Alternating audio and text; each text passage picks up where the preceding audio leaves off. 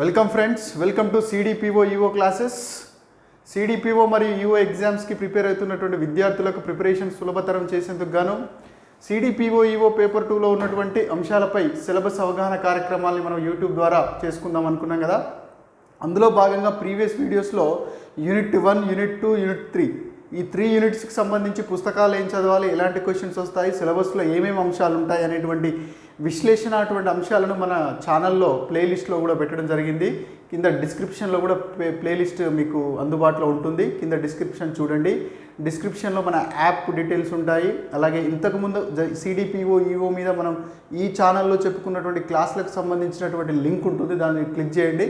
లేదంటే నా channel open చేసి అందులో ప్లేలిస్ట్ చూసినట్టయితే మీకు సిడిపిఓ ఈఓకి సంబంధించిన అన్ని వీడియోలు దొరుకుతాయి. మీరు ఈ ఛానల్ సబ్స్క్రైబ్ చేసుకోండి, షేర్ చేసుకోండి. ఇంకా మనం క్లాస్లోకి వస్తే ప్రీవియస్ క్లాస్లో మనము సిడిపిఓ ఈఓ పేపర్ 2కు సంబంధించినటువంటి 3 యూనిట్లు కంప్లీట్ చేసుకున్నాం కదా. యూనిట్ 1 మీద ఒక వీడియో, యూనిట్ 2 మీద ఒక వీడియో, యూనిట్ 3 మీద ఒక వీడియో చేసుకున్నాము. ఈరోజు మనం ఈ క్లాస్లో మనం యూనిట్ 4 మానవ పోషణ మరియు ఆహార శాస్త్రము, human nutrition and food science, మానవ పోషణ మరియు ఆహార శాస్త్రానికి సంబంధించినటువంటి కొన్ని అంశాలు ఇందులో పొందుపరచడం జరిగింది. ఓవరాల్గా మనకు 2 యూనిట్లు న్యూట్రిషన్కి సంబంధించినటువంటి అంశాలు ఉన్నాయి. యూనిట్ 4 ఉంది, అలాగే యూనిట్ 5 ఉంది. యూనిట్ 4లోనేమో మానవ పోషణ మరియు ఆహార శాస్త్రం అని హెడ్డింగ్ ఇచ్చాడు. యూనిట్ 5లో కుటుంబము మరియు సముదాయ పోషణ, ఫ్యామిలీ అండ్ కమ్యూనిటీ న్యూట్రిషన్ అని ఇచ్చాడు. అంటే ఇక్కడ న్యూట్రిషన్కు సంబంధించినటువంటి టెక్నికల్, బయోకెమికల్, బయోకెమిస్ట్రీ, ఫిజియాలజీ ఇట్లాంటి అంశాలు కాకుండా పోషణ శాస్త్రాన్ని లేదా ఆహార శాస్త్రాన్ని లేదా డైటీటిక్స్ని మానవ సంక్షేమం కోసము, సముదాయ సంక్షేమం కోసము, పోషకాహార లోపాన్ని ఎదుర్కోవడం కోసము ఎలా అన్వయించవచ్చు, కాబోయే ఐసిడిఎస్లో కాబోయే ఒక ఆఫీసర్గా బేసిక్స్, న్యూట్రిషన్కు సంబంధించినటువంటి బేసిక్స్ ఒక క్యాండిడేట్కి తెలిసి ఉండాలి. కాబట్టి ఈ 2 అంశాలు ఇందులో పొందుపరచడం జరిగింది. సో అందులో భాగంగా మనం ముందు ఏం చూద్దామంటే యూనిట్ 4లో ఉన్నటువంటి అంశాలు ఏమున్నాయో చూద్దాం. ఇది హెడ్డింగ్. యాక్చువల్గా యూనిట్ 1 యొక్క హెడ్డింగ్ ఆరోగ్యం నందు పోషకాల యొక్క ప్రాముఖ్యత. పోషకాలు అంటే మానవ శరీరానికి శక్తినిచ్చేవి లేదా మానవ శరీర నిర్మాణానికి తోడ్పడేవి, మానవ శరీరానికి శక్తినిచ్చేవి, దైనందిన కార్యక్రమాలకు కావలసిన శక్తినిచ్చేవి, వ్యాధుల నుండి రాకుండా కాపాడేటువంటివి, అలాగే శరీరంలో ఉన్నటువంటి వివిధ రకాల జీవ రసాయనాల తయారీలో పాలు పంచుకునేటువంటి రసాయనాలనే మనము న్యూట్రియంట్స్ అంటాం. ఈ న్యూట్రియంట్స్ని మన యొక్క శరీర అవసరాలకు తగ్గట్టుగా ఎక్కువ మొత్తంలో తీసుకునేటువంటి న్యూట్రియంట్స్ని మ్యాక్రో న్యూట్రియంట్స్ అని, తక్కువ మొత్తంలో తీసుకునేటువంటి న్యూట్రియంట్ని మైక్రో న్యూట్రియంట్స్ అంటాం. సో బేసిక్గా మీరు న్యూట్రిషన్ చదివే ముందు కొన్ని వర్డ్స్కి మీనింగ్స్ తెలుసుకోండి. న్యూట్రిషన్ అంటే ఏంటి, ఫుడ్ అంటే ఏంటి, ఫుడ్ గ్రూప్ అంటే ఏంటి, ఫంక్షనల్ ఫుడ్ అంటే ఏంటి, బ్యాలెన్స్డ్ డైట్ అంటే ఏంటి, సిపిఎఫ్ రేషియో అంటే ఏంటి, న్యూట్రాసిటిక్స్ అంటే ఏంటిది, ఫుడ్ ఫార్టిఫికేషన్ అంటే ఏంటి, ఫుడ్ ఎలర్జీ అంటే ఏంటి, ఫుడ్ ఇంటాలరెన్స్ అంటే ఏంటి, ఫుడ్ ఇంటాక్సికేషన్ అంటే ఏంటి, ఫుడ్ అడల్ట్రేషన్ అంటే ఏంటి, ఫుడ్ అడిషన్స్ అంటే, ఫుడ్ అడిటివ్స్ అంటే ఏంటి, ఫుడ్ లాస్ ఏమున్నాయి, బేసిక్ థింగ్స్.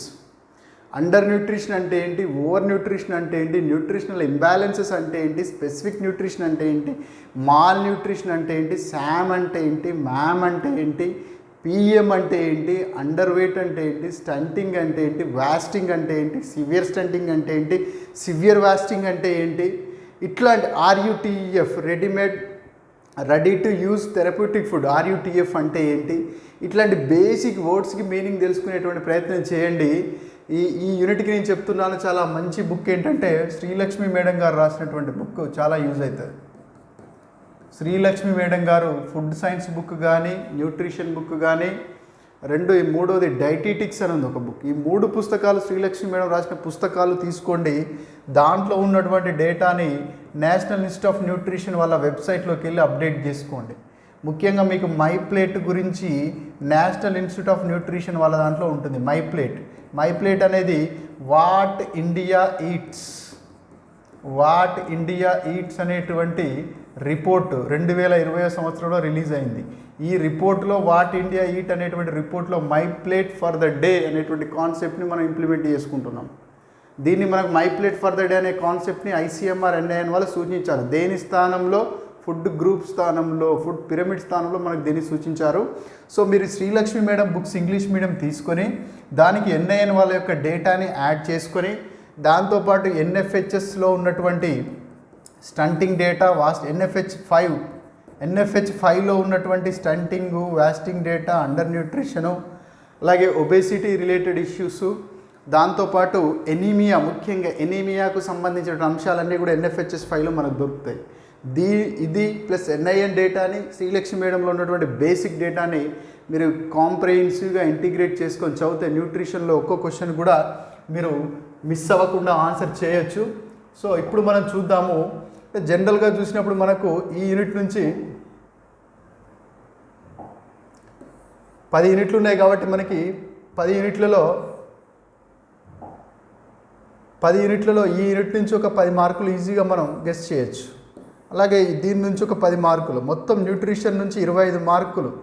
న్యూట్రిషనల్ ప్రోగ్రామ్స్ అయినటువంటి పోషణ అభయాన్ని కావచ్చు, నికషా పోషణ అభయాన్ని కావచ్చు, గిరి పోషణే కావచ్చు, బాలామృతం 2+A కావచ్చు, బాలామృతం +2A కావచ్చు, ఆరోగ్యలక్ష్మి పథకమే కావచ్చు, అలాగే మధ్యాహ్న మిడ్ డే మీల్స్ పథకమే కావచ్చు, PM పోషణ అంటున్నాం దాన్ని మనం ఇప్పుడు, PM పోషణ పథకమే కావచ్చు, ఫుడ్ సెక్యూరిటీ పాలసీ కావచ్చు, ఫుడ్ సెక్యూరిటీ యాక్టే కావచ్చు, ICDS పథకమే కావచ్చు, అలాగే అడాలిసెంట్ గర్ల్స్కి ఇచ్చేటువంటి అంటే స్కీమ్ ఫర్ అడాలిసెంట్ గర్ల్స్ అనే పథకం ఉందిగా, దాని కింద కూడా న్యూట్రియంట్ ఫుడ్ ఇస్తారు. సో ఇట్లాంటి న్యూట్రిషనల్ స్కీమ్స్ కలుపుకొని అదొక 15 మార్కులు. బేసిక్స్ న్యూట్రిషన్ మీద ఒక 25 మార్కులు, న్యూట్రిషనల్ ప్రోగ్రామ్స్ మీద 10 to 15 మార్క్స్. ఓవరాల్గా మీకు 30 నుంచి 40 మార్క్స్ న్యూట్రిషన్ రిలేటెడ్ ప్రోగ్రామ్స్ మీద క్వశ్చన్స్ వచ్చేటువంటి ఛాన్స్ ఉంటుంది. న్యూట్రిషనల్ ప్రోగ్రామ్స్ ముఖ్యంగా పోషణ్ అభియాన్ కానీ, కుపోషణ్ ముక్త్ భారత్ ఆర్ పోషణ్ అభియాన్ కానీ, తర్వాత అనీమియా ముక్త్ భారత్ కానీ, సహీ భోజన్ బహితర్ జీవన్ కానీ, మై ప్లేట్ మీద కానీ, మిడ్ డే మీల్ స్కీమ్ లేదా PM పోషణ మీద కానీ, గిరి పోషణ మీద కానీ, నికషా పోషణ అభియాన్ మీద కానీ, ICDS పథకం కింద ఇచ్చిన పోషక ఆరోగ్యాల మీద కానీ, ఆరోగ్యలక్ష్మి పథకం మీద కానీ, బాలామృతం మీద కానీ, వీటి మీద క్వశ్చన్స్ బాగా చూడాలి. ఈ పోషకాహార పథకాలు చూసేటప్పుడు ఎంత మొత్తంలో పోషకాలు ఇస్తున్నారు, ఫర్ ఎగ్జాంపుల్ బాలామృతం కింద ఇచ్చే దాంట్లో ప్రోటీన్ ఎంత ఉంటుంది. PM పోషణ అంటున్నాం, PM పోషణ అని మిడ్ డే మీల్స్ని ఎప్పటి నుంచి పిలుస్తున్నారు, దీని కింద ఏమేమి ఇస్తున్నారు, అసలు ఫుడ్ సెక్యూరిటీ యాక్ట్ ఏం చెప్తుంది, ఫుడ్ సెక్యూరిటీ యాక్ట్కు ICDSకు మధ్య ఉన్నటువంటి సంబంధం ఏంటి, అలాగే కొద్దివరకు పబ్లిక్ డిస్ట్రిబ్యూషన్ సిస్టమ్ను కూడా మనం చూడాలి. కాబట్టి ఈ స్కీమ్స్ బేసిక్ థింగ్స్ మీదనే మనకి 15 మార్కులు వచ్చేటువంటి మొత్తం 40 మార్కులు వచ్చేటువంటి ఛాన్స్ ఉంటుంది. సరే మనం 1 by 1 చూద్దాం ఏమేమి ఇచ్చాడో. ఇక్కడ ఫస్ట్ టాపిక్ ఏమి ఇచ్చాడో, ఆరోగ్యం నందు పోషకాల యొక్క ప్రాముఖ్యత. స్థూల పోషకాలే కావచ్చు, సూక్ష్మ పోషకాలే కావచ్చు, కార్బోహైడ్రేట్ల యొక్క ప్రాముఖ్యత, ప్రోటీన్ల యొక్క ప్రాముఖ్యత, విటమిన్ల యొక్క ప్రాముఖ్యత, కానీ తర్వాత మినరల్స్ యొక్క ప్రాముఖ్యత, ఫ్యాట్స్ యొక్క ప్రాముఖ్యత, ప్రతిదాని ప్రాముఖ్యతను చూడాలి. అందులో బాగా ఏమి ఇచ్చాడు, ఒకటి కార్బోహైడ్రేట్లు ఇచ్చాడు, పిండి పదార్థాలు, 2 మాంసకృతులు ప్రోటీన్లు ఇచ్చాడు, ఫ్యాట్స్ ఇచ్చాడు, కొవ్వులు, అలాగే కొవ్వుల యందు కరిగేటువంటి ADEK విటమిన్లు ఇచ్చాడు, నీటి యందు కరిగేటువంటి BC విటమిన్లు ఇచ్చాడు, ఖనిజాల్లో స్పెసిఫిక్గా కాపర్ని, ఫాస్ఫరస్ని, ఐరన్ని, జింక్ని, తర్వాత సోడియంని, ఫెర్రస్ని అంటే Fని ఇవ్వడం జరిగింది, ఐరన్ ఇవ్వడం జరిగింది, ఫ్లోరిన్ ఇవ్వడం, ఫెర్రస్ అండ్ ఫ్లోరిన్. సో ఈ ఖనిజ లవణాలు, నీటిలో కరిగే B మరియు C విటమిన్లు, కొవ్వుల్లో కరిగే ADEK విటమిన్లు, కార్బోహైడ్రేట్లు, మాంసకృతులు, క్రొవ్వులు, వీటి గురించి డీటెయిల్గా చదవాలి. నేను ఒక ఎగ్జాంపుల్ తీసుకొని చెప్తే ఆ డైమెన్షన్లో చూడండి. ఫర్ ఎగ్జాంపుల్ ప్రోటీన్సే తీసుకుందాం. మాంసకృతులు, ప్రోటీన్లు అంటే ఏంటి, అసలు ప్రోటీన్లు ఎన్ని రకాలుగా ఉంటాయి, మొక్కలకు సంబంధించిన ఆహార పదార్థాల్లో ప్రోటీన్లు ఎక్కడ లభిస్తాయి, జంతువులకు సంబంధించినటువంటి ఆహార పదార్థాల్లో ప్రోటీన్లు ఎక్కడ లభిస్తాయి. దాంతోపాటు ప్రోటీన్లు ఎంతవరకు ఒక వ్యక్తికి ఎంతవరకు రిక్వైర్మెంట్ ఉంటుంది, ఒక రోజుకి ఎన్ని ప్రోటీన్లు మనకు రిక్వైర్మెంట్ ఉంటుంది. అలాగే ప్రోటీన్ల లోపం వల్ల, డెఫిషియన్సీ వల్ల వచ్చేటువంటి వ్యాధులు, kwashiorkor, marasmus, protein energy malnutrition. ఈ ప్రోటీన్లు శరీరానికి ఎలాంటి డ్యూటీని లేదా ఎలాంటి ఫంక్షన్స్ని, అంటే శరీరానికి ఏం చేస్తున్నా ఈ ప్రోటీన్లు అనగానే కేవలం శరీర విభజనకు, కండరాల అభివృద్ధికి మాత్రమే అనుకుంటాం. బాడీలో ఉండేటువంటి ప్రతి కెమికల్స్ కూడా ప్రోటీన్తో తయారయ్యే ఉంటుంది. ఈ తర్వాత ఇమ్యూనలాజికల్ సిస్టంలో ఉండేటువంటి సెల్స్ కూడా ప్రోటీన్ల కలయికతోనే ఏర్పడుతూ ఉంటాయి. చాలా క్రుషియల్ బయోకెమికల్స్, ఎంజైమ్స్, హార్మోన్స్, రోగనిరోధక వ్యవస్థలో ఉన్నటువంటి రకరకాల కణాలు అన్నీ కూడా ప్రోటీన్ల యొక్క సంశ్లేషణతో ఏర్పడుతూ ఉంటాయి. సో ఇలానే కార్బోహైడ్రేట్స్ యొక్క డ్యూటీ ఏంటి? ఒక గ్రామ్ ఆఫ్ కార్బోహైడ్రేట్ ఎంత ఎనర్జీని ఇస్తుంది? కార్బోహైడ్రేట్ల లోపం ఉన్నప్పుడు ఎలాంటి వ్యాధి వస్తుంది? కార్బోహైడ్రేట్లు అధికమైనప్పుడు ఎలాంటి నష్టాన్ని కలిగిస్తుంది? కార్బోహైడ్రేట్లు మొక్కల నుండి దేని ద్వారా అందించబడతాయి? ఏ ఆహార పదార్థాల ద్వారా అందించబడతాయి? జంతువుల ద్వారా కార్బోహైడ్రేట్లు ఏ రూపంలో అందించబడతాయి? రకరకాల కార్బోహైడ్రేట్లు, మోనోసాకారైడ్స్, డైసాకారైడ్స్, పాలీసాకారైడ్స్, ముఖ్యంగా ఎగ్జాంపుల్స్ అడుగుతాడు. ఈ క్రింది వాటిలో మోనోసాకారైడ్ ఏంటి? ఈ క్రింది వాటిలో డైసాకారైడ్ ఏంటి? ఈ క్రింది వాటిలో పాలీసాకారైడ్ ఏంటి? ఇట్లాంటి క్వశ్చన్స్ అడిగేటువంటి ఛాన్స్ ఉంటే నేను క్వశ్చన్స్ చెప్తాను, కొన్ని మీరు అర్థం చేసుకోండి. అన్ని రకాల జంతు సంబంధిత ఆహార పదార్థాలకెల్లా అత్యధికంగా ప్రోటీన్లను అందించేటువంటి ఆహారం ఏది? అన్ని రకాల జంతు సంబంధిత ఆహార పదార్థాలకెల్లా మనకు అత్యధికంగా ప్రోటీన్లను అందించేది మనకు ఆవు పాలు. అన్ని రకాల మొక్కలకు సంబంధించినటువంటి ఆహార పదార్థాల నుండి అన్ని రకాల మొక్కలకు సంబంధించినటువంటి ఆహార పదార్థాల్లో మనకు అత్యధికంగా ప్రోటీన్లను అందించేది ఏది? అత్యధికంగా ప్రోటీన్లు అందించేది సోయాబీన్. ఏ ప్రోటీన్ మనం కంప్లీట్ ప్రోటీన్ అంటాము? ఎగ్గు మరియు మిల్క్లో లభించేటువంటి ప్రోటీన్ మనం కంప్లీట్ ప్రోటీన్ అంటాము. లేకపోతే శాకాహారులు, మాంసాన్ని తినటువంటి వారు శాకాహారులు ధాన్యాలను మరియు పప్పులను ఏ నిష్పత్తిలో తీసుకున్నప్పుడు వారిలో ప్రోటీన్ల లోపం లేకుండా ఉండే అవకాశం ఉంటుంది? అంటే ధాన్యాల్లో లేని ప్రోటీన్ పప్పుల్లో ఉంటుంది, పప్పుల్లో లేని ప్రోటీన్ ధాన్యాల్లో ఉంటుంది. ఈ రెండింటిని 8 మరియు 1 నిష్పత్తిలో తీసుకున్నప్పుడు ఆటోమేటిక్గా మనకు కావాల్సినటువంటి అన్ని రకాల ప్రోటీన్లు అంతాయి. ఎందుకంటే ప్లాంట్ సోర్సెస్ ద్వారా వచ్చేటువంటి ప్రోటీన్ అనేది మనకి ఇన్కంప్లీట్ ప్రోటీన్. మన శరీరానికి అవసరమైనటువంటి అన్ని ప్రోటీన్లు ప్లాంట్ ఫుడ్లో లభించవు. అలా కాకుండా ఎనిమల్ ప్రోటీన్లో చూసినట్టయితే మన శరీరానికి కావాల్సిన అన్ని ప్రోటీన్లు లభిస్తాయి. ఇక్కడ వెజిటేరియన్స్ను ఎనిమల్ ఫుడ్ తినరు కాబట్టి వీరు ధాన్యాలను మరియు పప్పులను 8:1 రేషియోలో తీసుకున్నప్పుడు ఆటోమేటిక్గా అది ఎనిమల్ ప్రోటీన్ని కంపెన్సేట్ చేసేటువంటి రేషియోలో మనకు లభిస్తుంది. సో ఇలాంటి విషయాలు అంటే ఈ కార్బోహైడ్రేట్స్ తీసుకున్న ఏ న్యూట్రియంట్ తీసుకున్న ఆ న్యూట్రియంట్ యొక్క న్యూట్రియేటివ్ వాల్యూ ఏముంది, మొక్కల ద్వారా దేంట్లో లభిస్తుంది, జంతువుల ద్వారా దేంట్లో లభిస్తుంది, దాన్ని లోపించినప్పుడు ఎలాంటి వ్యాధులు కలుగుతాయి, మన శరీరానికి అది ఎలాంటి డ్యూటీస్ని ఎలాంటి ఉపయుక్తతను కలిగిస్తూ ఉంది అనేటువంటి పాయింట్ చూడాలి. దాంతోపాటు ఎక్స్ట్రీమ్స్ కూడా చూడాలి. ఈ క్రింది ధాన్యాలలో అత్యధికంగా కార్బోహైడ్రేట్లను అందించేటువంటిది ఏది? ముడి ధాన్యాలకు మరియు పాలిష్ చేసినటువంటి ధాన్యాలకు మధ్య ఉన్నటువంటి డిఫరెన్స్ ఏంటి? సిరిల్స్కి అండ్ మిల్లెట్స్కి మధ్య ఉన్నటువంటి డిఫరెన్స్ ఏంటి? సో ముఖ్యంగా డెఫిషియన్సీ డిజార్డర్స్ చదివేటప్పుడు కూడా డెఫిషియన్సీ డిజార్డర్స్ యొక్క లక్షణాలు, ఇప్పుడు వైటమిన్ ఏ అనగానే మనం ఏమనుకుంటాం? ఇది రెటినాల్, కెరోటిన్ అనుకుంటాం. What is retinol, what is carotene, what is the difference between retinol and carotene? Retinol కంటే కెరోటిన్కి యాంటీ క్యాన్సర్ నేచర్ ఎందుకు ఉంది? రకరకాల ఆల్ఫా కెరోటిన్ ఉంది, బీటా కెరోటిన్ ఉంది, గామా కెరోటిన్ ఉంది. ఈ అన్ని రకాల కెరోటిన్లో బీటా కెరోటిన్కి ఎందుకు ఎక్కువగా వైటమిన్ ఏగా కన్వర్షన్ అయ్యేటువంటి కెపాసిటీ ఉంది? మొక్కల్లో చూసుకున్నప్పుడు వైటమిన్ ఏ అత్యధికంగా దేంట్లో లభిస్తుంది? పండ్లల్లో తీసుకున్నప్పుడు వైటమిన్ ఏ అధికంగా దేంట్లో లభిస్తుంది? కాయగూరల్లో తీసుకున్నప్పుడు వైటమిన్ ఏ అధికంగా దేంట్లో లభిస్తుంది? ఓవరాల్గా మొక్కలకు సంబంధించిన ఆహారంలో తీసుకున్నప్పుడు వైటమిన్ ఏ దేంట్లో అధికంగా లభిస్తుంది? జంతువులకు సంబంధించి చూసినప్పుడు వైటమిన్ ఏ దేంట్లో అధికంగా లభిస్తుంది? Halibut liver oil. ఆకుకూరల్లో తీసుకున్నప్పుడు అత్యధికంగా వైటమిన్ ఏ దేంట్లో లభిస్తుంది? చేమ కూర ఆకుల్లో అధికంగా లభిస్తుంది. ఫ్రూట్స్లో తీసుకున్నప్పుడు బాగా మగ్గినటువంటి మామిడి పండులో లభిస్తుంది. చాలామంది ఏమంటారు, వైటమిన్ ఏ అనగానే ఇది మనకి కంటి ఆరోగ్యానికి సంబంధించినటువంటి వైటమిన్, అందువల్ల దీన్ని యాంటీ జిరాఫ్థాల్మీ అంటారు, రెటినాల్ అంటారు. దీన్ని గ్రోత్ వైటమిన్ అని కూడా అంటారు. చిన్నపిల్లల్లో ఎదుగుదల సరిగా ఉండాలంటే వైటమిన్ ఏ అవసరం, రైట్? నిక్టలోపియా అంటే ఏంటి? జిరాఫ్థాల్మీ అంటే ఏంటి? బిటాట్ స్పాట్స్ అంటే ఏంటి? కెరటోమలేషియా అంటే ఏంటి? మలేషియా అంటే తగ్గిపోవడం చూపు, కెరటోమలేషియా అంటే చూపు పూర్తిగా సన్నగిల్లడం. కెరటోమలేషియా అంటే ఏంటి? ఐ అల్సర్స్ అంటే ఏంటి? సో ఇలా వైటమిన్ ఏ వల్ల చిన్నపిల్లల్లో వచ్చేటువంటి సమస్యలు, పెద్దవాళ్ళలో వచ్చేటువంటి సమస్యలు, ముఖ్యంగా కొన్ని విటమిన్లు బి కాంప్లెక్స్ సంబంధించి మహిళల్లో, లాక్టేటింగ్ ఉమెన్లో కానీ, ప్రెగ్నెంట్ ఉమెన్లో కానీ కొన్ని ప్రత్యేకమైనటువంటి సమస్యలు వచ్చేటువంటి ఛాన్స్ ఉంటుంది. కాబట్టి ప్రతి వైటమిన్ తీసుకున్నా, ప్రోటీన్ తీసుకున్నా, కార్బోహైడ్రేట్ తీసుకున్నా, మినరల్ తీసుకున్నా, ఏది తీసుకున్నా సరే దాని సోర్స్ ఏంటి, ఎనిమల్ సోర్స్ ఏంటి, ప్లాంట్ సోర్స్ ఏంటి, అబుండెంట్గా దేంట్లో దొరుకుతుంది, మొక్కల్లో అబుండెంట్గా దేంట్లో దొరుకుతుంది, జంతువుల్లో అబుండెంట్గా దేంట్లో దొరుకుతుంది, దాని యొక్క functions in relation to our body ఏంటి, దాని డెఫిషియన్సీస్ ఇన్ డిజార్డర్స్ ఏంటి, ప్రతి ఒక్క డెఫిషియన్సీ డిజార్డర్ యొక్క లక్షణాలు ఏంటి. స్కర్వీ వ్యాధి అనగానే మనకు ఒకటే లక్షణం తెలుసు, కానీ దాని వెనకాల చాలా ఉంటుంది స్కర్వీ వ్యాధికి సంబంధించి.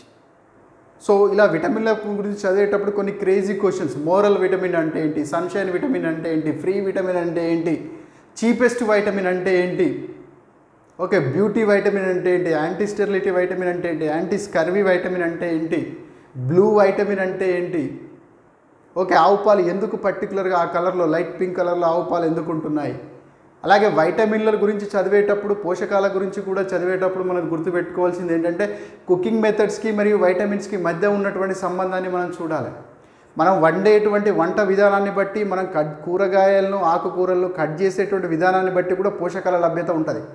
మనం ముక్కల్ని బాగా చిన్నగా కోసినప్పుడు ఏమైందంటే మనం విటమిన్లను నష్టపోయే అవకాశం ఉంటుంది. ముక్కలు కట్ చేసిన తర్వాత మనం కడిగినట్టయితే బీసీ విటమిన్లను నష్టపోయే ఛాన్స్ ఉంటుంది. ఎందుకంటే బీసీ అనేటువంటి విటమిన్లు నీటిలో కడిగినప్పుడు నీటిలో కలిసి బయటికి వెళ్ళిపోతాయి. మూత పెట్టకుండా మనం వంట వండినప్పుడు ఏమవుతుంది, బి మరియు సి విటమిన్లు నీటి ఆవిరితో కలిసి పైకి వెళ్ళిపోతాయి. సో ఇలా మనకి డిఫరెంట్ కుకింగ్ మెథడ్స్కి మరియు ఈ పోషకాల యొక్క లభ్యతకి మధ్య ఉన్నటువంటి సంబంధాన్ని కూడా స్టడీ చేయాలి, చాలా జాగ్రత్తగా చదవాలి వైటమిన్స్ గురించి. సో ఇందులో అందుకే ఇచ్చాడు చూడండి, ప్రతి పోషకం యొక్క విధులు, అవి ఎక్కడ లభిస్తాయి, మొక్కల్లో ఎక్కడ లభిస్తాయి, జంతువులు ఎక్కడ లభిస్తాయి, వాటి యొక్క రిక్వైర్మెంట్, ఒక రోజుకు మనకు వైటమిన్ ఏ ఎంత అవసరం, ఒక రోజుకు మనకు ప్రోటీన్ ఎంత అవసరం, ఒక రోజుకు మనకు వైటమిన్ డి ఎంత అవసరం, అదే చిన్నపిల్లల్లో అయితే ఎంత, పెద్దవాళ్ళలో అయితే ఎంత, గర్భిణీ స్త్రీల్లో అయితే ఎంత, ఒకవేళ మగవాళ్ళనే తీసుకున్నట్టయితే బాగా హార్డ్ వర్క్ చేసే మగవాళ్ళు అయితే ఎంత, లైట్ వర్క్ చేసే మగవాళ్ళు ఎంత, మోడరేట్ వర్క్ చేసే మగవాళ్ళు అయితే ఎంత, అలాగే లోపం వల్ల కలిగేటువంటి లక్షణాలు. రికెట్స్ అని అంటే సరిపోదు, రికెట్స్ లక్షణాలు ఏంటి, ఆస్టియోమలేషియా అంటే సరిపోదు, ఆస్టియోమలేషియా లక్షణాలు ఏంటి, జిరాఫ్థాల్మియా అని తెలుసుకుంటే సరిపోదు, జిరాఫ్థాల్మియా లక్షణాలు ఏంటి, స్కర్వీ అంటే సరిపోదు, స్కర్వీ యొక్క లక్షణాలు ఏంటి, గ్లాసైటిస్ అనగానే సరిపోదు, గ్లాసైటిస్ యొక్క లక్షణాలు ఏంటి, బెరిబెరి అనగానే సరిపోదు, బెరిబెరి యొక్క లక్షణాలు ఏంటి, ఇవన్నీ క్లియర్గా అధ్యయనం చేయాలి. అండ్ అగైన్ నెక్స్ట్ ఏమి ఇచ్చాడు, ఆహార సమూహాలు, ప్రాథమిక ఆహార సమూహాలు అనే కాన్సెప్ట్ ఇచ్చాడు. అయితే బేసిక్గా ఆహార సమూహాలు అనేటువంటి కాన్సెప్ట్ స్వీడన్లో స్టార్ట్ అయింది. స్వీడన్లో ఫుడ్ గ్రూప్స్ అనేటువంటి కాన్సెప్ట్ స్వీడన్లో స్టార్ట్ అయింది. దాని తర్వాత ఇది కంటిన్యూషన్ చేస్తూ యూఎస్ఏ వాళ్ళు దీన్ని తీసుకున్నారు. యూఎస్ఏలో department of agriculture and food వాళ్ళు దీన్ని ప్రారంభించారు. అంటే యాక్చువల్గా స్వీడన్లో స్టార్ట్ అయింది. ఆహార సమూహాలు లేదా ఫుడ్ గ్రూప్స్ అనే కాన్సెప్ట్ స్వీడన్లో స్టార్ట్ అయింది, బట్ యూఎస్ఏలో దాని మీద బాగా వర్క్ చేశారు, బాగా పాపులరైజ్ చేశారు. సో మన ఇండియాలో కూడా ఫుడ్ గ్రూప్ కాన్సెప్ట్నే తీసుకున్నాం. సో మన ఇండియాలో ఐసీఎంఆర్ వారు, Indian council of medical research వారు కాలానుగుణంగా కొన్నిసార్లు 4 ఫుడ్ గ్రూప్లో ముచ్చట చెప్పారు, కొన్నిసార్లు 5 ఫుడ్ గ్రూప్లో ముచ్చట చెప్పారు, కొన్నిసార్లు 7 ఫుడ్ గ్రూప్లో ముచ్చట చెప్పారు. సో ఇక్కడ ఏం లేదు, ఫుడ్ గ్రూప్ అంటే ఒకే రకమైనటువంటి పోషక విలువలు కలిగినటువంటి, లేదా ఒకే రకమైనటువంటి సోర్సును కలిగినటువంటి, లేదా ఒకే రకమైనటువంటి సారూప్యత ఉన్నటువంటి వాటిని ఒక ఫుడ్ గ్రూప్గా చేస్తారు. ఫర్ ఎగ్జాంపుల్ సిరిల్స్ అన్నీ ఒక గ్రూప్, లేకపోతే కార్బోహైడ్రేట్లను అధికంగా అందించేటువంటివి సిరిల్స్, మిల్లెట్స్ అంత ఒక గ్రూప్, ప్రోటీన్లను అధికంగా అందించేటువంటివి పప్పులన్నీ ఒక గ్రూప్, లేదా మన శరీరానికి రక్షణను అందించేటువంటి ఫ్రూట్స్ అండ్ లీఫ్ వెజిటబుల్స్ అని ఒక గ్రూప్. సో మనకి ఎనిమల్ ప్రోటీన్ ఇచ్చేటువంటి ఒక దగ్గర, పాలు గుడ్లు ఒక దగ్గర. సో ఇలా సిమిలారిటీస్ని బట్టి న్యూట్రియేటివ్ వాల్యూస్ బేస్ కానీ, సోర్స్ బేస్ చేసుకొని కానీ, వాటి మధ్య సిమిలారిటీస్ బేస్ చేసుకొని ఒక గ్రూప్స్ డివైడ్ చేయడం జరిగింది. సో కాబట్టి ఒక్కొక్క గ్రూప్ నుంచి ఒక్కొక్క ఆహారాన్ని మనం తీసుకున్నప్పుడు కార్బోహైడ్రేట్లకు సంబంధించి ఒక ఆహారాన్ని, ప్రోటీన్ల గ్రూప్స్ నుంచి ఒక ఆహారాన్ని, అలాగే శరీరానికి రక్షణ అందించేటువంటి ఫ్రూట్స్కి సంబంధించినటువంటి గ్రూప్ నుంచి ఒక ఆహారాన్ని. సో ఇలా ఒక్కొక్క గ్రూప్ నుంచి ఒక్కొక్క ఆహారాన్ని తీసుకోవడం వల్ల మనకు అన్ని పోషకాలు అందుతాయనేది ఈ ఫుడ్ గ్రూప్స్ని వర్గీకరించడంలో ఉన్నటువంటి ఉద్దేశం. ఒకప్పుడు ఫుడ్ గ్రూప్స్ అనేటువంటి కాన్సెప్ట్ ఉండే, ఫుడ్ గ్రూప్స్ అనేటువంటి కాన్సెప్ట్ స్థానంలో మనకు ఫుడ్ పిరమిడ్ అనేటువంటి కాన్సెప్ట్ వచ్చింది. ఫుడ్ పిరమిడ్ స్థానంలో మై పిరమిడ్ అనేటువంటి కాన్సెప్ట్ వచ్చింది. మై పిరమిడ్ స్థానంలో ఇప్పుడు మై ప్లేట్ అనేటువంటి కాన్సెప్ట్ వచ్చింది. ఇలా ఎవాల్యుయేషన్ జరిగింది. స్టార్టింగ్లో ఫుడ్ గ్రూప్ అనే కాన్సెప్ట్, ఫుడ్ పిరమిడ్ అనే కాన్సెప్ట్, దాని తర్వాత మై పిరమిడ్ అనేటువంటి కాన్సెప్ట్, తర్వాత మై ప్లేట్. ఇప్పుడు మనం మై ప్లేట్ అనేటువంటి కాన్సెప్ట్ని మనం ఫాలో అవుతున్నాం. సో కాబట్టి ఒక్కొక్క ఫుడ్ గ్రూప్ 4 మోడల్ ఫుడ్ గ్రూప్స్లో ఏమున్నాయి, 5 మోడల్ ఫుడ్ గ్రూప్స్లో ఏమున్నాయి, 8 మోడల్ ఫుడ్ గ్రూప్స్లో ఏమున్నాయి. NIN వాళ్ళు 15 రకాల ఫుడ్ గ్రూప్స్ని ఇచ్చారు. వెబ్సైట్లో క్లియర్గా 15 రకాలుగా పెట్టారు. కొబ్బరి నీళ్ళని కూడా ఒక ఫుడ్ గ్రూప్గా, అంటే నాన్ ఆల్కహాలిక్ బివరేజెస్ గ్రూప్లో పెట్టారు. అలాగే ఆల్కహాలిక్ బివరేజెస్ విషయంలో ఇప్పుడు టర్డీ వాటర్ ఉంది, తాటికల్లు, అది కూడా ఒక ఆహారంగా ట్రీట్ చేశారు. ఇలా 15 రకాల ఫుడ్ గ్రూప్స్ని NIN వాళ్ళు ఇచ్చారు. ICMR వాళ్ళు కూడా స్టార్టింగ్లో 4, 5, 8 ఇచ్చారు. ఇప్పుడు NIN వాళ్ళు 15 రకాలు చెప్తున్నారు. దాంతోపాటు మనకి ICMR వాళ్ళు మై ప్లేట్ అనేటువంటి కాన్సెప్ట్ని 2020లో మనకి అఫీషియల్గా అడాప్ట్ చేసుకోవడం జరిగింది. సో ఇవన్నీ జాగ్రత్తగా చూడాలి. సో దీంతో పాటుగా ఏమిచ్చాడు, ప్రాథమిక ఆహార సమూహాలు ఏమున్నాయి, వాటి యొక్క పోషక విలువలు అన్నాడు. ప్రాథమిక ఆహార సమూహాలు ఫర్ ఎగ్జాంపుల్ ధాన్యాలు, తృణధాన్యాలు అనే కాన్సెప్ట్ తీసుకున్నాం మనం. ధాన్యాలు, తృణధాన్యాలు, సిరిల్స్ అండ్ మిల్లెట్స్. అయితే వీటిని ఇప్పుడు మిల్లెట్స్ అని పిలుస్తలేరు, మన ఇండియాలో న్యూట్రీ సిరిల్స్ అని పిలుస్తున్నారు. న్యూట్రీ సిరిల్స్ అని పిలుస్తున్నారు. న్యూట్రీ సిరిల్స్ అని పిలవాలని మన భారతదేశమే ఐక్యరాజ్య సమితికి సూచించింది. భారతదేశమే ఐక్యరాజ్య సమితికి సూచించింది. మనకు భారతదేశం యొక్క సూచన మేరకే యునైటెడ్ నేషన్స్ ఆర్గనైజేషన్ వాళ్ళు ఇంటర్నేషనల్ ఇయర్ ఆఫ్ న్యూట్రీ సిరియల్స్ని ప్రకటించారు. ఇంటర్నేషనల్ ఇయర్ ఆఫ్ న్యూట్రీ సిరియల్స్ని ప్రకటించారు. మీరు బాగా గుర్తుపెట్టుకోండి, international year of nutri cereals ఎప్పుడు, ఇంటర్నేషనల్ ఇయర్ ఆఫ్ పల్సెస్ ఎప్పుడు, ఇంటర్నేషనల్ ఇయర్ ఆఫ్ రైస్ ఎప్పుడు, ఇంటర్నేషనల్ ఇయర్ ఆఫ్ ఫ్రూట్స్ ఎప్పుడు, ఇట్లాంటి విషయాలు జాగ్రత్తగా చదువుకోవాలి. ఇవి చాలా ఇంపార్టెంట్. ఆ లిస్ట్ ఒకటి తయారు చేసుకునేటువంటి ప్రయత్నం చేయండి. సో ఈ ధాన్యాలు, తృణధాన్యాలు అనేటువంటి ఒక గ్రూపును మనం ఎగ్జాంపుల్గా తీసుకుందాం. దీంతోపాటు పప్పు దినుసులు ఒక గ్రూపు, ఆకుకూరలు ఒక గ్రూపు, వెజిటేబుల్స్ ఒక గ్రూపు, మాంసము మరియు మాంసం ఉత్పత్తులు ఒక గ్రూపు, పాలు మరియు పాల ఉత్పత్తులు ఒక గ్రూపు, ఫ్రూట్స్ అని ఒక group, nuts and oil seeds అని ఒక గ్రూపు, లెగ్యూమ్స్ అండ్ పల్సెస్ అని ఒక గ్రూపు. ఇట్లా ఒకే రకమైన సిమిలారిటీస్ ఉన్నటువంటి న్యూట్రిటివ్ వాల్యూ ఉన్నటువంటి వాటిని ఒక గ్రూప్గా చేశారు కదా. ఆ గ్రూప్ గురించి మనం ఎలా చదవాలి, ఇక్కడ ఏమన్నాడు, ఆహార సమూహాల యొక్క పోషక విలువలు అన్నాడు. మనం ఒక గ్రూప్ ఇక్కడ సెలెక్ట్ చేసుకున్నాం, ధాన్యాలు, తృణధాన్యాలు, సిరియల్స్ ఆర్ న్యూట్రీ సిరియల్స్. తెలుసు కదా, భారతదేశంలో మేజర్గా పండేటువంటి ధాన్యాలను తీసుకుంటే సరిపోతుంది. వరి, గోధుమ, బార్లీ, రైసు, సాగో, ఇట్లాంటివి ఇంపార్టెంట్. ముఖ్యంగా వరి, గోధుమ చాలా ఇంపార్టెంట్. ఈ ధాన్యాలను, తృణధాన్యాలను చదివేటప్పుడు ముడి ధాన్యాలు అంటే ఏంటి, ధాన్యాలు అంటే ఏంటి, ప్రాసెస్డ్ సిరియల్స్ అంటే ఏంటి, అన్ప్రాసెస్డ్ సిరియల్స్ అంటే ఏంటి. సో ఇక్కడ ఏంటంటే హ్యాండ్ పౌండ్ రైస్లో ఒక రకమైనటువంటి న్యూట్రియంట్ వాల్యూస్ ఉంటాయి, పాలిష్డ్ రైస్లో ఒక రకమైన న్యూట్రియంట్ వాల్యూస్ ఉంటాయి, బాయిల్డ్ రైస్లో ఒక రకమైన న్యూట్రియంట్ వాల్యూస్ ఉంటాయి, నాన్ బాయిల్డ్ రైస్లో పారాబాయిల్డ్ రైస్లో ఒక రకమైన న్యూట్రియంట్ వాల్యూస్ ఉంటాయి, మామూలు దాంట్లో ఒక రకమైన న్యూట్రియంట్, సింగిల్ పాలిష్లో ఒక రకమైన న్యూట్రియంట్ వాల్యూస్ ఉంటాయి, డబుల్ పాలిష్ చేసిన దాంట్లో ఒక రకమైన న్యూట్రియంట్ వాల్యూస్ ఉంటాయి.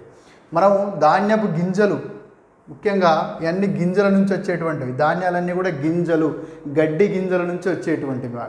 గడ్డి గింజల దేవత యొక్క పేరు మీదనే వీటికి సిరిల్స్ అనేటువంటి పేరు లేదా ధాన్యాలు అనేటువంటి పేరుతో వచ్చింది. సో ఇలా గ్రామీణ కుటుంబానికి చెందినటువంటి అన్ని రకాల ధాన్యపు గింజలు పైన ఒక పొరను తీసేసినప్పుడు, దీన్ని మనం ఊక అంటాం, హస్క్. ఈ పై పొర తీసేసినప్పుడు మనకు లోపల నుంచి ధాన్యం వస్తుంది. అర్థమైందా? గోధుమ కూడా అంతే, గోధుమ పై తీసిన తర్వాత గోధుమ గింజ వస్తుంది. ఈ యొక్క ధాన్యపు గింజ పై భాగంలో మనకి పొరలు, ముఖ్యంగా 3 పొరలు ఉంటాయి. ఈ 3 పొరల్లో మనకు బి కాంప్లెక్స్, ప్రోటీన్ అధికంగా ఉంటుంది, ఫైబర్ అధికంగా ఉంటుంది. ఈ మధ్యలో ఉన్నటువంటి మనం పాలిష్ చేసినటువంటి తెల్లగా ఉన్నటువంటి దీంట్లో చూసిరా, అదంతా కూడా కార్బోహైడ్రేట్. సో మన పైన ఉన్నటువంటి విటమిన్లను ఇచ్చేటువంటి దాన్ని, అలాగే ప్రోటీన్లను ఇచ్చేటువంటి పైపొరని, ఫైబర్లను ఇచ్చేటువంటి పైపొరను తీసి మనం పక్కకు పడేసి తౌడు రూపంలో బయటికి పంపేస్తున్నాం. సో నువ్వు ఎంత పాలిష్ చేస్తే అంత న్యూట్రియేటివ్ వాల్యూస్ పోతాయి. ముఖ్యంగా ప్రోటీన్స్, మినరల్స్, ప్రోటీన్స్ పోతాయి, మినరల్స్ పోతాయి, వైటమిన్స్ పోతాయి, ఫైబర్ కూడా మిస్ అవుతాం. కాబట్టి ఎప్పుడైనా మిల్లింగ్ చేసినటువంటి పాలిష్ చేసినటువంటి బియ్యం కంటే కూడా అన్పాలిష్డ్ బియ్యం లేదా హ్యాండ్ పౌండ్ రైస్ బియ్యం లేదా ముతక ధాన్యంలోనే మనకు అత్యధికంగా న్యూట్రిటివ్ వాల్యూస్ ఉంటాయి. జనరల్గా ఈ పొరలో ముఖ్యమైనది ఎల్యూరాన్ పొర. ఈ ఎల్యూరాన్ పొర పోవడం వల్ల మనం విటమిన్స్ కోల్పోతున్నాం, ముఖ్యంగా బి కాంప్లెక్స్ని కోల్పోతున్నాం. సో ఇట్లాంటి అంశాలు అంటే మిల్లింగ్ చేయనప్పుడు ఎలా ఉంటాయి, మిల్లింగ్ చేసిన తర్వాత ఎలా ఉంటాయి, మనకు ధాన్యాల్లో తీసుకున్నప్పుడు సుమారుగా అడుగుతాడు. సుమారుగా అంటే అది కూడా ఎన్ఐఎన్ వాళ్ళు చేసిన పరిశోధన. So nutritive value of Indian foods అని వాళ్ళు ఒక బుక్ తీశారు. Nutritive value of Indian foods అని ఒక బుక్ తీశారు. అందులో మెన్షన్ చేశారు సుమారుగా 100 గ్రాముల ధాన్యంలో ఎన్ని ప్రోటీన్ లభిస్తాయి, సుమారుగా 100 గ్రాముల ధాన్యంలో ఎన్ని సుమారుగా 100 గ్రాముల ధాన్యంలో ఎంత ఫ్యాట్ లభిస్తుంది, సుమారుగా 100 గ్రాముల ధాన్యాల్లో ఎంత ప్రోటీన్ లభిస్తుంది, ఎంత కార్బోహైడ్రేట్ లభిస్తుంది. ఓవరాల్గా ధాన్యాల్లో లభించేటువంటి న్యూట్రిటివ్ వాల్యూ చూడాలి. మళ్ళీ స్పెసిఫిక్గా ఏ రకమైన ధాన్యంలో అత్యధికంగా కార్బోహైడ్రేట్ లభిస్తుంది, ఏ రకమైన ధాన్యంలో అత్యధికంగా ఇతర న్యూట్రియంట్స్ లభిస్తున్నాయో ఖచ్చితంగా చూడాలి. అడుగుతాడు ఈ క్రింది వాటిలో అత్యధికంగా కార్బోహైడ్రేట్ దేని ద్వారా లభిస్తాయి, ఏ గోధుమలు, బి బార్లీ, 3 రాగులు, 4 వరి అంటాడు. అప్పుడు మా ఆన్సర్ చేసేటువంటి కెపాసిటీ ఉండాలి. ఇలా ముఖ్యమైనటువంటి ధాన్యాల వాల్యూస్ చూడాలి. తృణధాన్యాలు కూడా చూడాలి. ముఖ్యంగా రాగులు, జొన్నలు, అండుకొర్రలు, సామలు, అరిగెలు, వీటిని రకరకాల పేర్లతో పిలుస్తాం. Proso millet, Italian millet, okay, foxtail millet, great millet, small millet, pearl millet. English name ఉంది, తెలుగు నేమ్ ఏముంది, వాటి యొక్క న్యూట్రిటివ్ వాల్యూ ఏముంది. ముఖ్యంగా మనకి కాల్షియం అత్యధికంగా రాగుల్లో మనకు అత్యధికంగా కాల్షియం లభిస్తుంది. సో ఇట్లాంటి విషయాలు. హ్యాండ్ పౌండ్ రైస్లో మనకి బి కాంప్లెక్స్ అధికంగా లభిస్తుంది. అలాగే కార్బోహైడ్రేట్లు మనకు పారాబాయిల్డ్ రైస్లో అత్యధికంగా కార్బోహైడ్రేట్ లభిస్తాయి. ఇట్లాంటి అంశాలు అందులో హైలైట్స్, ఎక్స్ట్రీమ్ వాల్యూస్ మనం ఖచ్చితంగా చూడాలి. ఇలా ధాన్యాల గురించి చూడాలి, తృణధాన్యాల గురించి చూడాలి, ఫ్రూట్స్ గురించి చూడాలి, మిల్క్ అండ్ మిల్క్ ప్రొడక్ట్స్ గురించి చూడాలి, నట్స్ అండ్ ఆయిల్ సీడ్స్ గురించి చూడాలి, మీట్, ఫ్లెష్ మీట్ చూడాలి, అలాగే fish and other related fishes, సముద్ర ఉత్పత్తులు లేదా వాటర్ బాడీస్ గురించి చూడాలి. ఇలా అన్ని రకాల ఫుడ్స్ చూసినప్పుడు ప్రతి ఒక్క ఫుడ్ గ్రూప్లో యావరేజ్ ప్రోటీన్స్ ఎంత లభిస్తాయి, యావరేజ్ ఫ్యాట్స్ ఎంత లభిస్తాయి, యావరేజ్ కార్బోహైడ్రేట్స్ ఎంత లభిస్తాయి, important nutrients, important vitamins, minerals ఏ స్థాయిలో లభిస్తున్నాయని అన్ని రకాలుగా మనం అర్థం చేసుకోవాలి. అప్పుడు ఎట్లాంటి క్వశ్చన్ వచ్చినా ఆన్సర్ చేసేటువంటి అవకాశం ఉంటుంది. సో దాంతోపాటుగా ఇక్కడ ఏమిచ్చాడు, మనకు కొన్ని ఇంపార్టెంట్ కాన్సెప్ట్స్ ఇచ్చాడు. ప్రాథమిక ఆహార సూత్రాలు, వంట పద్ధతులు అన్నాడు, కుకింగ్ మెథడ్స్. ఎందుకు చేసుకుంటాం వంట, మన నాగరికతలో ఒక భాగం. సో ఫుడ్ అనగానే అసలు ఫుడ్ అంటే ఏంటిది అర్థము, ఫుడ్ అనగానే ఫర్ ఎగ్జాంపుల్ సిల్వర్ ఫిష్ ఉంది. సిల్వర్ ఫిష్కి ఏంటిది, కర్రనే, అది ఆహారంగా తింటుంది. దానికి ఆహారం కర్రనే. ఒక కర్ర ఉందనుకోండి, ఓ అట్టపెట్టు ఉందనుకోండి, దాన్ని తినే బతికేస్తుంది సిల్వర్ ఫిష్. మనం అలా కాదు. సో మనకి ప్రత్యేకంగా మనకున్నటువంటి డైజెటివ్ సిస్టమ్, మనకున్నటువంటి కల్చరు, మనకున్నటువంటి ఎకానమీ, వీటిని అన్నిటినీ ఆధారంగా చేసుకుని ఫుడ్ తీసుకుంటాం.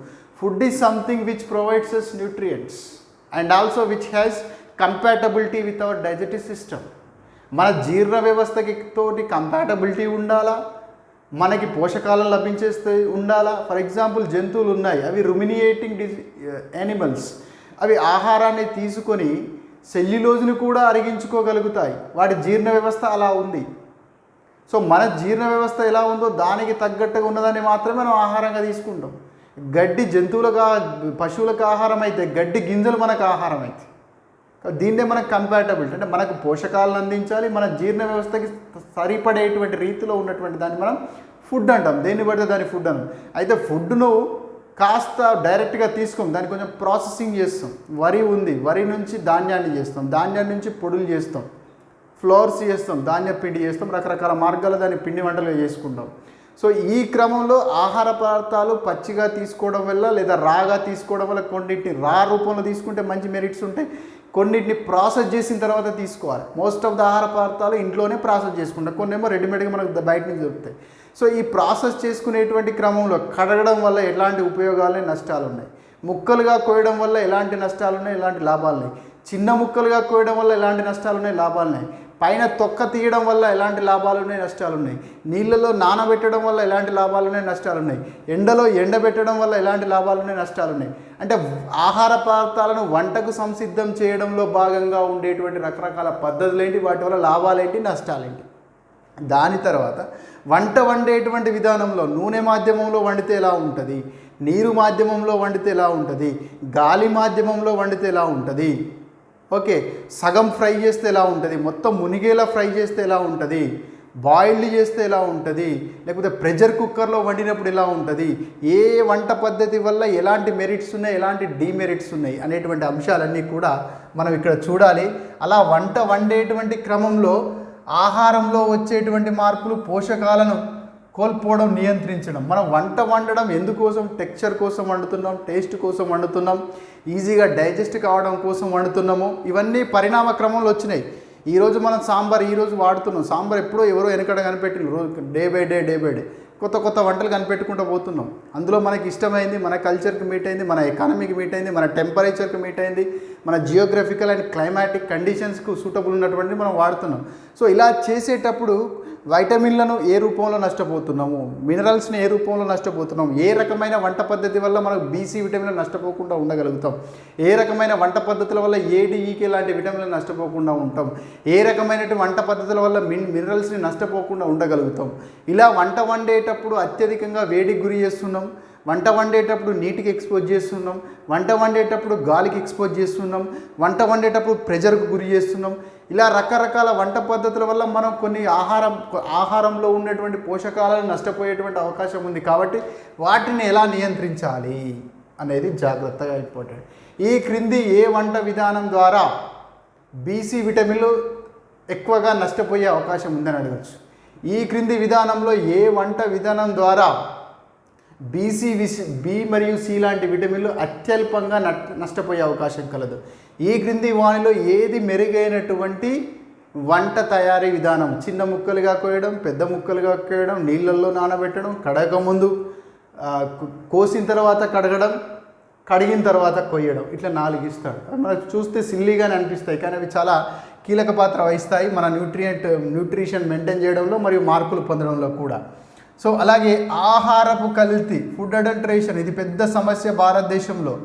ఆహారపు కల్తీ విషయంలో ఏపీ ఫస్ట్ స్థానంలో ఉంది, తెలంగాణ 2వ స్థానంలో ఉంది ప్రజెంట్ ఎన్సీఆర్బి 2022 లెక్కల ప్రకారం కదా. ఇక్కడ ఈ ప్రీవియస్ క్వశ్చన్ పేపర్లు చూసినప్పుడు మనకు బాగా అర్థమైంది ఏంటంటే, ఆహారాన్ని కల్తీ చేసేటప్పుడు దేంట్లో ఏం కలుపుతున్నారు, అసలు ఆహారపు కల్తీ అంటే ఏంటి, ఆహారం యొక్క నాణ్యతను తగ్గించే లేదా ఆహారం యొక్క పోషక విలువను తగ్గించే, ఆహారాన్ని పోలినటువంటి ఆహారపు రంగును కానీ ఆహారపు ఆకారాన్ని పోలినటువంటి ఇతర చవకైన వస్తువులను ఆహారంతో కలపడాన్ని మనం ఆహారపు కల్తీ అంటాం. ఈ కల్తీ కొన్నిసార్లు ఇంటెన్షనల్గా జరగచ్చు, కొన్నిసార్లు అన్ఇంటెన్షనల్గా కూడా జరగచ్చు. రైతు వరిని వేరు చేస్తున్నాడు, వేరు చేస్తున్నప్పుడు అనుకోకుండా కొన్ని రాళ్ళు రావచ్చు, చిన్న చిన్న రాళ్ళ గింజలు రావచ్చు, అనుకోకుండా దొంగ వరి అని ఒకటి ఉంటుంది వరిలో భాగంగా, అది కూడా ఒక గడ్డి గింజే వరిలాగానే ఉంటుంది, వరిలో కలవచ్చు. బియ్యంలో రాళ్ళు, కొన్నిసార్లు బియ్యంలో కావాలని తెల్ల రాళ్ళు కలపచ్చు, పసుపులో సంథింగ్ కలపచ్చు, కుంకుమ పువ్వులో కలపచ్చు, మిరియాలు, ఈ బొప్పాయి గింజల్ని మిరియాల్లో కలపచ్చు, టాల్కమ్ పౌడర్ని పసుపులో కలపచ్చు, మిర్చిలో కొన్ని రకాల రంగులు కలపచ్చు.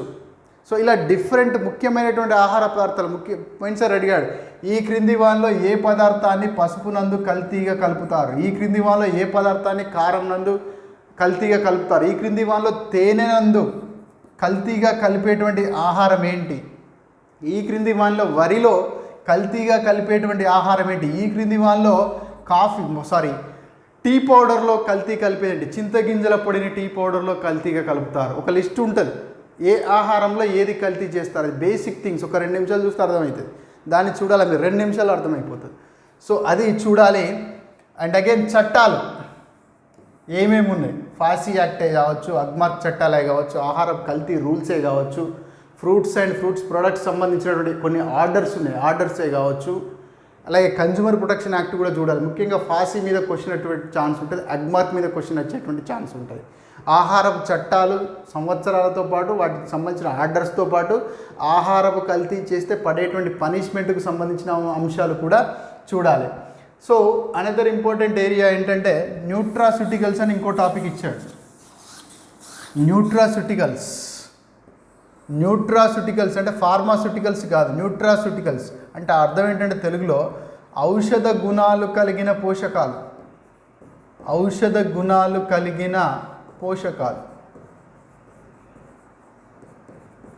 అంటే ఇక్కడ మనకు ఆహారం అనగానే మనకు శక్తిని కానీ బాడీ బిల్డింగ్ని కానీ ప్రొటెక్షన్ కానీ ఇస్తున్నాయి అంటున్నాం కదా.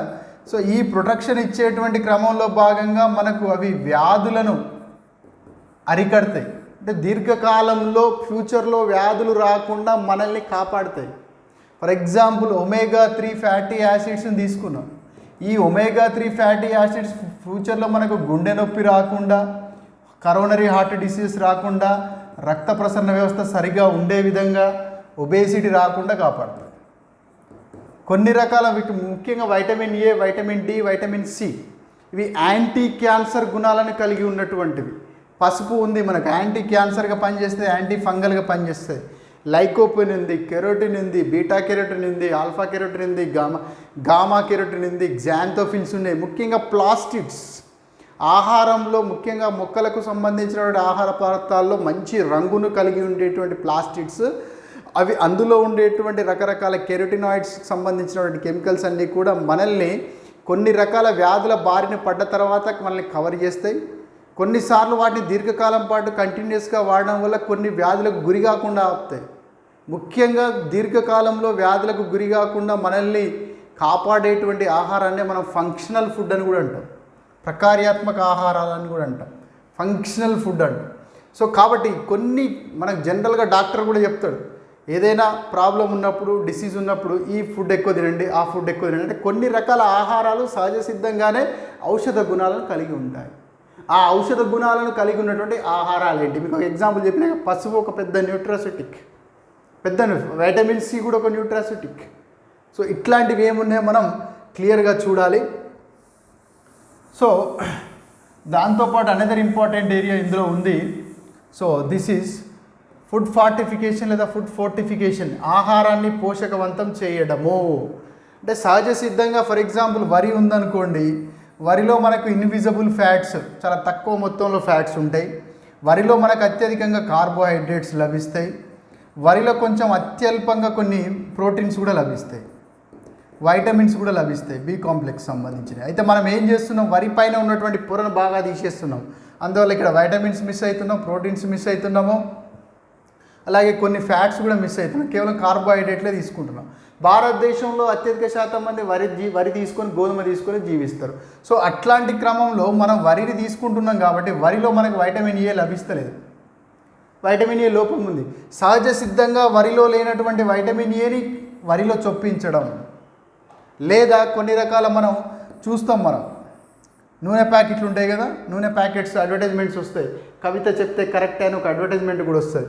అందులో ఏడిఈకే వైటమిన్లు ఉంటాయి, ఏడిఈకే వైటమిన్లు ఉన్నాయని చెప్తాడు.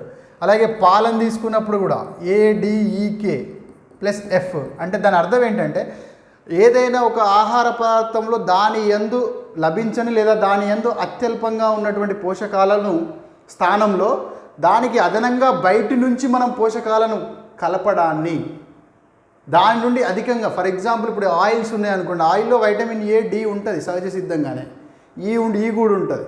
అయితే మన మనుషులకు సరిపోయేంత మొత్తంలో, అధిక మొత్తంలో దానికి ఆల్రెడీ ఉన్నటువంటి న్యూట్రియేటివ్ వాల్యూని పెంచడం కానీ, లేదా ఏదైనా పర్టికులర్ న్యూట్రియంట్ని దానికి యాడ్ చేయడం కానీ. ఇప్పుడు వరిలో వైటమిన్ ఏ లేదు, మనం వరికి వైటమిన్ ఏని యాడ్ చేస్తున్నాం, దీన్నే బంగారు వరి లేదా గోల్డెన్ రైస్ అంటాం. గోల్డెన్ రైస్ ఎట్లా యాడ్ చేస్తున్నాము? వరి యొక్క జన్యువులో మార్పు తీసుకొస్తున్నాం, వరి యొక్క జన్యువుల్లో మార్పు తీసుకొచ్చి దానిలో వైటమిన్ ఏని చొప్పించి దాన్ని మనం ఉపయోగిస్తున్నాం. ఇలా బేసిక్గా ఆ యొక్క ఆహార పదార్థం యొక్క జన్యువును మార్చి దాంట్లో మనకు కావాల్సినటువంటి పోషక పదార్థాలని చొప్పించడాన్ని దీన్ని ఏమంటే బయోఫోర్టిఫికేషన్ అంటాం.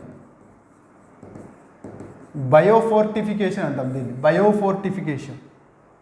వరిలో వైటమిన్ ఏ లేదు, కానీ మనం బయట నుంచి దాని యొక్క జన్యుక్రమాన్ని మార్చి వైటమిన్ ఏని ప్రవేశపెడుతున్నాం. ఇది బయోఫోర్టిఫికేషన్. ఇదేమో ఏం చేస్తున్నాం, ఆల్రెడీ పాలల్లో కొద్ది వరకు వైటమిన్ ఏ ఉంది, వైటమిన్ డి ఉంది, కానీ మనం ఎక్కువ మొత్తంలో దానికి యాడ్ చేస్తున్నాం, బయట నుంచి తీసుకొచ్చి దానికి యాడ్ చేస్తున్నాం. అప్పుడు ఈ పాల యొక్క పోషక విలువలు పెరిగినాయి. సో దీన్ని కూడా ఫోర్టిఫికేషన్ అంటాం, ఫుడ్ ఫోర్టిఫికేషన్. బట్ ఇది ఆర్టిఫిషియల్ ఫుడ్ ఫోర్టిఫికేషన్. ఎందుకు మరి ఈ నూనెల్లో మాత్రమే ఏడీఈకి కలుపుతున్నారు, పాలల్లో మాత్రమే ఏడీఈకి కలుపుతున్నారు అంటే ఏడీఈకి అనేటువంటి విటమిన్లు కొవ్వుల్లో కలిసిపోతాయి. పాలంటే కొవ్వులే, నూనె అంటే కొవ్వే, కాబట్టి అందులో కలిసిపోతాయి, కాబట్టి అందులో యాడ్ చేస్తున్నారు. సో అలా మనం సహజ సిద్ధంగా లేనటువంటి దాన్ని జన్యువులు మార్చి మనం దాని యొక్క పోషక విలువలు పెంపొచ్చు, వైటమిన్ ఏ విషయంలో చెప్పినట్టుగా. లేదంటే ఒక ఆహార పదార్థానికి బయట నుంచి మనం యాడ్ చేసి కూడా చేయొచ్చు. లేదంటే మన ఇంట్లోనే మన వంటగదిలో కూడా మనం ఫుడ్ ఫోర్టిఫికేషన్ చేయొచ్చు, మన వంటగదిలోనే ఫుడ్ ఫోర్టిఫికేషన్ చేయొచ్చు.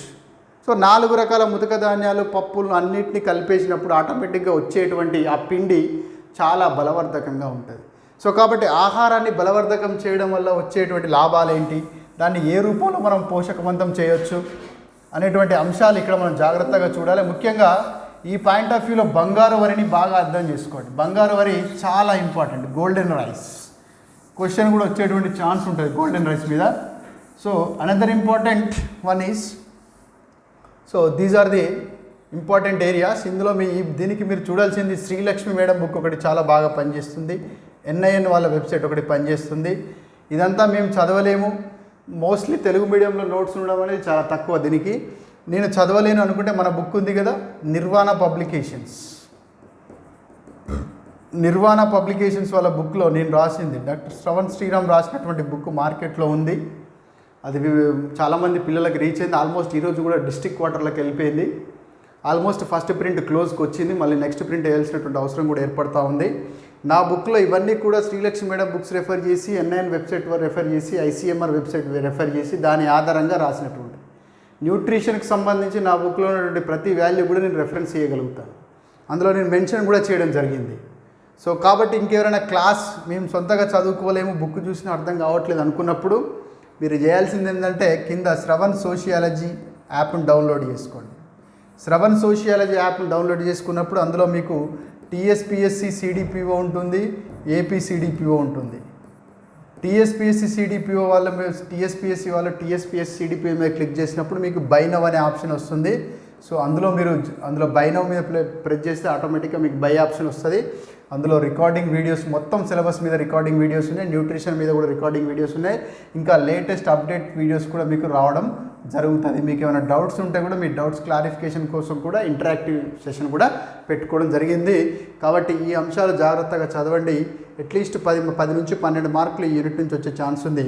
సో మనం నెక్స్ట్ వీడియోలో న్యూట్రిషన్కి సంబంధించినటువంటి మరొక యూనిట్ అయినటువంటి కుటుంబము మరియు సముదాయ పోషణ అనేటువంటి పాఠానికి యూనిట్కి సంబంధించి ఎలాంటి టాపిక్స్ ఉన్నాయి, దాన్ని ఏం చదవాలి, ఓకే సోర్సెస్ ఏంటి, ఎలాంటి క్వశ్చన్స్ వస్తాయని డిస్కస్ చేద్దాము. సో ఈ వీడియోని మీరు మ్యాక్సిమం మీ ఫ్రెండ్స్కి షేర్ చేసే ప్రయత్నం చేయండి, సబ్స్క్రైబ్ చేసే ప్రయత్నం చేయండి. ఈ యాప్ డీటెయిల్స్, కోచింగ్ డీటెయిల్స్ కావాలనుకుంటే డిస్క్రిప్షన్లో వచ్చినటువంటి ఫోన్ నెంబర్కి కాల్ చేయొచ్చు, లేదా యాప్ని మీరు డైరెక్ట్ డౌన్లోడ్ చేసుకోవచ్చు. యాప్ లింక్ కింద ఇవ్వడం జరిగింది. Thank you. నెక్స్ట్ వీడియోలో మళ్ళీ కలుద్దాం.